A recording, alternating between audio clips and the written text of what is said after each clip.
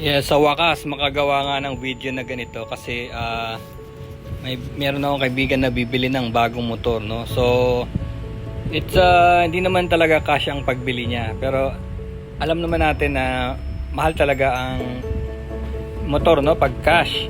Kaya lang pagka binibili mo ang motor ng let's say 5 years na o more than that, nangangalahati yung presyo niya, no. So parang ganun ang style ko. Kaya nakukuha ko yung motor na gusto ko dahil luma na yung binibili ko pero maganda pa. Parang maghanap ka lang, no? Maghanap ka lang ng target mo. Marami naman ngayon sa Facebook Marketplace, no? Makikita mo naman na marami nagbebenta, so hindi na issue yung paghahanap.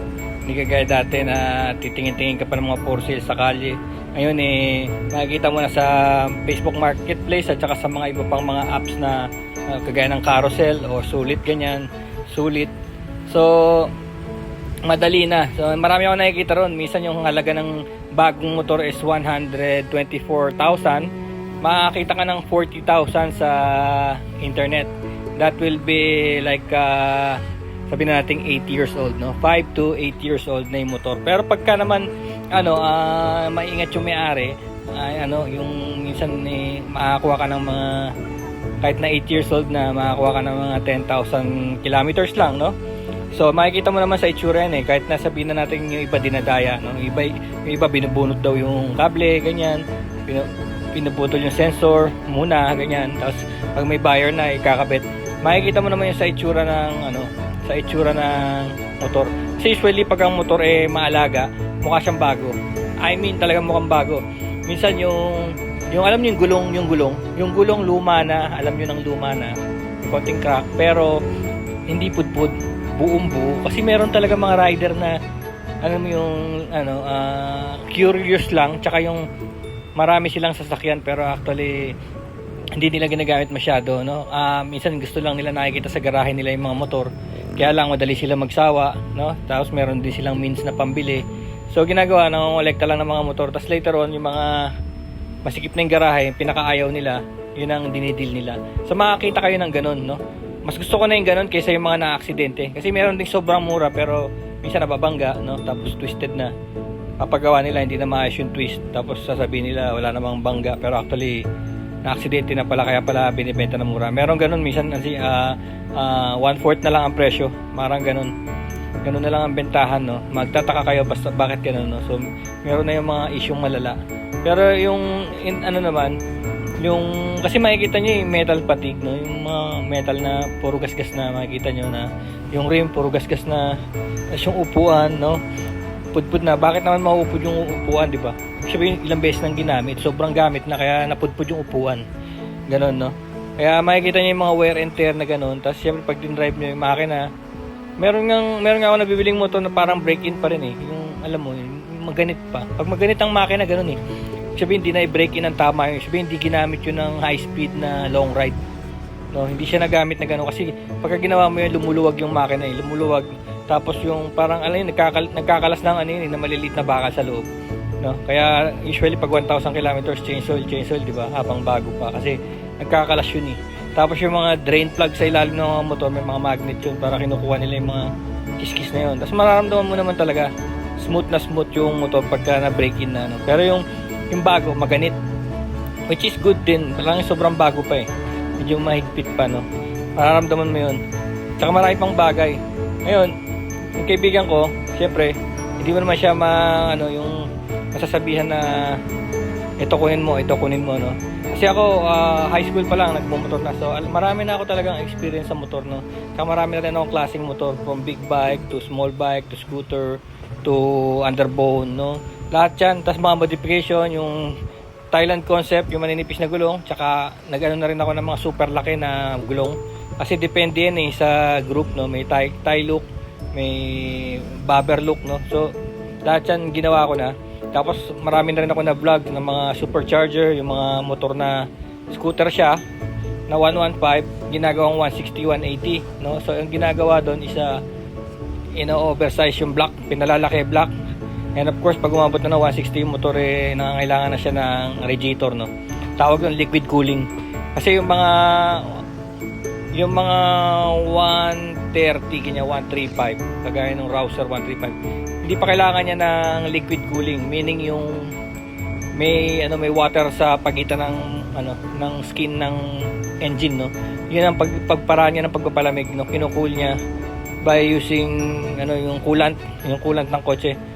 500 degrees ang boiling point, kaya pumapasok sa loob ng makina. Ngayon, kung wala kang ganun, ibig sabihin yung blade, yung engine blade, may mga blade yung makina, no. Ang tawag doon air cooled hanggang 135 cc. Pero pag umangat ka na sa more than that, kailangan mo ng liquid cooling, kagaya ng mga Raider, di ba? Kagaya ng Rouser 200, kasi magsobrang init na yan eh. Siguro magtataka kayo, sabihin niyo, ano namang diferensya ng dalawang yan, umaandar naman pala kahit na air cooled. Well, pag long ride na tsaka pag traffic, nag-iinit masyado yung makina. Of course, kaya naman niya yun, kaya lang nanlalata na siya. Hindi na siya, pag biniritan mo, pag gusto mo ng igas, hindi na siya humahatak ng gusto, no. Parang ampaw, no. Ganoon ang nangyayari pagka mainit na yung makina. Kaya yung iba, nagpapahinga pa pag biyahe, no. Pinapahinga pa yung motor. Kasi nga ganoon ang nangyayari, no. Parang takbo ka na takbo pero mahina na. Parang akala mo minamagnet na yung motor, no. Inisip mo na lang pagod ka, pero actually yung motor sobrang init na, no. So ganito yan, yung topic natin is pagbili ng bagong motor. So nasabi ko na sa inyo kung paano kikilatisin yung motor, tsaka kung paano didiskarte sa motor, kung anong gusto mong motor. So yung sa gusto, wala na akong magagawa doon. Accepted ko na bawat tao ay may kanya-kanyang gusto talaga, no. May kanyang gustong kulay, kanyang beauty, no. Gusto ganito balat, maputi, kayumanggi, ganon. Gusto short hair, long hair, tango silong, o hindi, laki mata, maliit, no. Kanya-kanyang type yan, no. Kaya hindi ko na aanihin yung type. Ang ikwento ko na lang sa inyo ngayon kung anong diferensya ng mga tao, no, sa paggamit ng motor, no. Anong hinahanap nila, tsaka yung transition ng upgrade. Yung parang step 1, step 2, step 3, step 4, no. So itong hinahanap natin, yung Keyway 152 para sa friend ko. Siyempre ayoko na magsalita kasi alam mo na in-love na siya eh. Alam mo yun, 'di ba? Sabi nga nila pag ang tao na in-love, 'di ba? Yung tao daw sobrang talino. Nabasa ko lang 'to, natawa ako, sabi niya. Yung tao daw sobrang talino, laki ng ulo, kaya lang pagka daw nabobobo daw siya pagka nai-in-love. 2 beses lang daw siya nabobobo sa buhay niya. 2 beses nabobobo sa buhay niya yung isang tao. Pag nai-in-love at saka sa final exams, doon lang daw nabobobo yun. Pero of course it's a joke, no. It's a joke. Dahil most of the time more than that, no, nabobobo yung tao, no. Hindi, joke pa rin yun. So iniisip ko lang, pag nai-in-love ang isang tao, wala ka na magagawa, no. Kaya may kasabihan nga, pagka mahal mo, kahit harangan pa na si Bat, no, wala kang magagawa. So nangyayari yun sa karamihan ng tao, no. Kahit maraming kontra, wala kang magawa kasi na-in-love na eh. So ganoon din ang inisip ko sa pagtingin ng isang tao sa mga bagay, no. Ba, gusto niya talaga yung modelo na to. Ayaw na magsalita, no, sa modelong napili niya. Pero ang akin lang yung kung paano nag-transition. Dahil matagal na rin ako nagba-vlog eh. Na-vlog ko na rin yung mga tinatawag nilang 4-valve group. Ganito kasi yan sa mundo ng motor, sa racing, lalo sa racing, mga lalaki ganyan. Ano yan, yung gusto nila, pinalalabas nila na pantay ang laban, no. Bawa stock to stock. Bawa sabihin natin Mio, 115, di ba? So lalaban din yan sa isang Mio. Para kunwari patas ang laban, no. Pero actually hindi patas. Ang ginagawa nila, ino-oversize nila yung mga block, no. Pinalalaki nila yung piston. Ganun ang una nilang ginagawa. Paano niya ginagawa yun? Nire-rebore nila. Yung makina kasi may piston. Yung piston yun yung nagpapump ng power eh.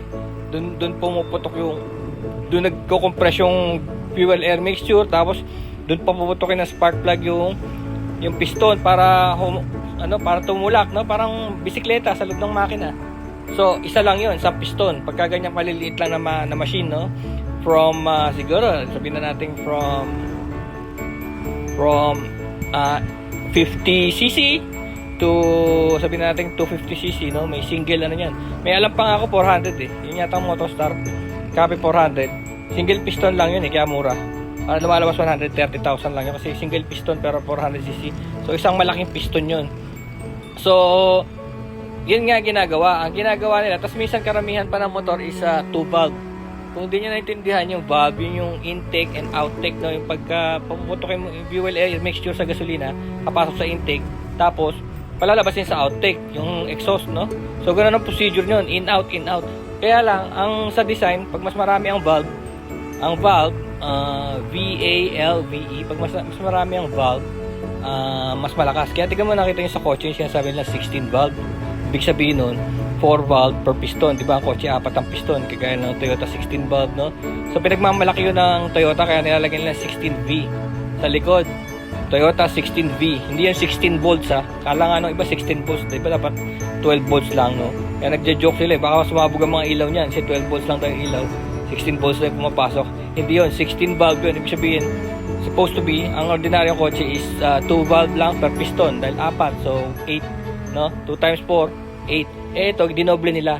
Ganon din sa motor, no? Ang motor ay 2 valve lang. Ginagawa nila ang 3 valve, 4 valve, 5 valve. Kaya karamihan ng mga motor, pinapalitan yung yung ulo ng yung ulo ng makina nila. Kasi papalitan nila yung sa valve, no? Yung sa valve cover, papalitan nila yun ng 4 valve, no? So gagastos na naman sila 4 valve. So magiging imbis na 2 valve, naging 4 valve. Dahil nga mas malakas, dahil nakakahinga yung makina. Yun ang trick. Kailangan makahinga yung makina. Isipin mo, papalo yan ng 8,000 revolutions per minute. 8,000 revolutions per minute. And pagka binirit mo yan, umabot pa yan ng 12,000 to 13,000 revolutions per minute, no? So ibig sabihin, napakainit talaga yung makina para magawa niya yung ganong karaming revolution per minute. Kaya ang style talaga ng makina is makahinga siya and makalamig, no? Cooling and in out nung kanyang nung fuel air mixture tas exhaust, makahinga. Yun ang talagang ginagawa nila yung para lang sa mga convenience ng makina. Kaya nangyayari, yung mga 115, yung mga maliliit, iba kumuha ka ng maliit ngayon, pag ikaw napasama ka sa grupo, mag-i-itch ka na palakihin yung valve, no? Palakihin yung black piston, no? So upgrade ka niyan, upgrade piston ka, upgrade valve, no? Tapos dahil nga malaki na, umabot na ng 160, kailangan mo na ng cooling system. So maglalagay ka ngayon ng radiator, pipilitin mo. Hindi naman nakadesign sa motor yung radiator. Kaya nangyari, kung saan nila nilalagay yung radiator, no? Pinepuwersa nilang ilagay sa small displacement na motor yung radiator. So isa yun. Tapos isang aspect pa lang yun. Sa pangalawa, yung mga gulong, no? Preno. Siyempre yung mga 115, yan? Disc. Yung mga 115 disc yan, ang lalo na yung rear brake, yung likod disc brake. So dahil sobrang lakas na, gagawin mo nga yung yung likod pala, yung likod pala ng motor is drum brake, no? So pagka 115 lang, yung 135 ko nga drum din yun, likod dun eh. So ang gagawin nila yan, dahil malakas na yung makina, mabilis na, ang gagawin nila yan, ipapalitan ng disc brake. So nagpalit ka ng engine, nagpalit ka ng disc, no? Braking system. Yun. So ang daming pinapalitan, no? Tapos syempre malaki na yung makina mo. Kailangan yung handling din ng gulong maganda, no? So mangyayari, papalitan din ng gulong, gagawin ding malaki yung gulong, no? So yun, gumagastos ka na rin, gagawin mo ng mukhang big bike, no? So yun ang mga nangyayari pagka galing ka pag hindi yung final na motor ang binili mo, marami kang i-upgrade sooner, no? Yun ang nakita ko sa mga dami ko nang binablog, no? Yung standard na motor ginagawang copy racer, no? Kasi in the first place, hindi sila bumili ng copy racer. Kagaya ko, nangyari din sa akin yan, di ba? Yung Rouser 135, which is parang race ang forma, no? Race, may mga mga pairings, no? Tinanggal ko, ginawa akong copy racer, no? Para makisama ako sa mga, ginawa akong scrambler, di ba? Yung Honda CB, ginawa ko rin scrambler. So pag hindi ka nagpa-final, dadaanan mo lahat yun. So additional gastos yun. Pero itong Kiwi naman is maganda siya yung forma, no? Na konting forma na lang kasi naka-copy racer form na siya, no? So kung hindi mo talaga iisipin yung speed and power, so pwede ka na mag-steady dyan. Kaya lang, yun nga lang, yung mga aspects na yun, pwede mong palitan yung makina kasi nakakatakam din pag napasama ka sa grupo. Meron silang mga source na mga upgrade ng makina. Tapos makikita mo rin yan sa Lazada, Shopee. Makikita mo, subukan mo maghanap kung ano yung model mo. Kahit nasabi mo mga Honda Wave yan, Honda Wave, makikita kang black nyan, black, replacement black. Hindi ka na magpaparibor, bibili ka na, kasasalpak na lang, no? 160 na kagad yung Honda Wave, Honda Wave 125. Agaya ng Rouser ko, meron yung version ng 150. So yung 135 pwede ko na kagad salpa ka ng 150, no? So ibig sabihin tumataas na yung displacement. Yun nga lang, gagastos ka kasi hindi nga yun yung una mong binili. Hindi ka bumili kagad ng malakas na, no? Parang along the way nabitin ka, no? Nabitin ka kasi nga minsan sama-sama kayo magkakagrupo, tapos meron sumama sa inyo na mabilis, no? Medyo lang yung sabihin na natin, halimbawa 150 ka, may nakasama kayong 160, 180, no? Makikita mo kagad na hey, ibang may diferensya, parang ang lakas niya, tapos meron siyang epekto pagka lalo na pag long rider ka, yung oras ba, may mga highway na sobrang haba kagaya ng mga Zambales highway, may papuntang Alaminos, mula Subic papuntang Alaminos, ay magsasawa ka dyan. Tapos pagka nagbabibrate yung motor mo, makakalas yung mga tornilyo, talagang magsasawa ka. So iniisip mo lang kung may mabilis kang bike, medyo, no, pwede kang lumagare, no, pwede kang mapunta sa huli, pwede kang mapunta sa unahan, no. Pag nahuli ka, hindi ka makakahuli, makaka-catch up ka, kasi pagka mabagal yung motor mo, hindi ka makaka-catch up basta-basta. Talagang maghahabol ka na maghahabol, wala kang aabutan talaga. Para bang endless na lagi ka lang nasa huli. So yun yung mga aspects na titignan mo kung saan mo gagamitin yung motor, no. Pero kung yung motor dito lang, sa tabi-tabi lang. Yung iba naman kasi bibili, ang purpose nila talagang short ride lang, sa tabi-tabi lang, no, tambay-tambay sa coffee shop, no. Okay lang yun ang una nilang guess. Kaya lang in the long run, through my experience in the long run, pag nakakasalamuhan lang yung mga tao, naapektuhan din sila Kagaya rin ng first buy nila, kung paano sila nakapili ng ganong brand, ibig sabihin, naapektuhan sila nakita nila maganda talaga, nahawakan nila, no, na feel nila sakto sa upo, ganyan, sakto sa forma. So feeling proud kasi na importante talaga kailangan proud yung may-ari, no. Hindi dapat yung ibang tao, dapat yung may-ari ang proud kasi siya sumasakay nun no. So kaya lang minsan nagsisimula sa tambay-tambay lang, tapos may bigla nagiya ng long ride, yun doon mo nakikita yung kakaiba. Tapos halimbawa yung pares para kayo ng model ba, pares kayo naka Honda Beat, no, Honda Beat 115 o kaya Mio 115, tapos biglang napansin mo pares lang naman kayo ng model, pero bakit tumuturit yung kanya, no? Bakit sobrang lakas, sobrang bilis? Yun, doon ka magtataka, magkakaroon ka ng question mark sa ulo, bakit ganun, bakit ang bilis ng motor niya? Tapos lulukuhan ka pa na, sabi niya pares lang tayo na gaganon pa yun. Talagang yun, parang lalabas niya yung driver daw ang magaling, ganun, kunwari. Pero actually, pagka may mga nakakausap kang honest na tao, sasabihin nila, yung body na lang daw ang Mio doon, no? Sasabihin nila talaga, yung body na lang, tsaka yung fairing, yung plastic na nagko-cover sa Mio, yun na lang daw ang original. Lahat hindi na. Kasi sa sobrang upgrade, no? Sobrang kalikot sa sobrang upgrade kasi napakaraming ang aftermarket parts sa mga Shopee, Lazada, no? So, kung pera ka, nakakaano rin yun nakaka-relax, nakaka-addict din yung pa-upgrade, no?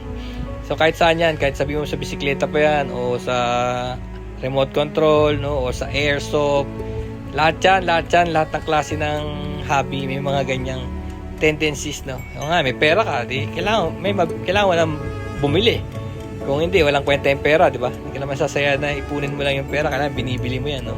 O ginagastos, no? So, yun lang sa akin, no? Pero wala namang problema, all goods naman. Kasi basta importante, yung taong nakasakay, magandang pakiramdam, proud siya, no? Sa kanyang sasakyan. Okay, peace out.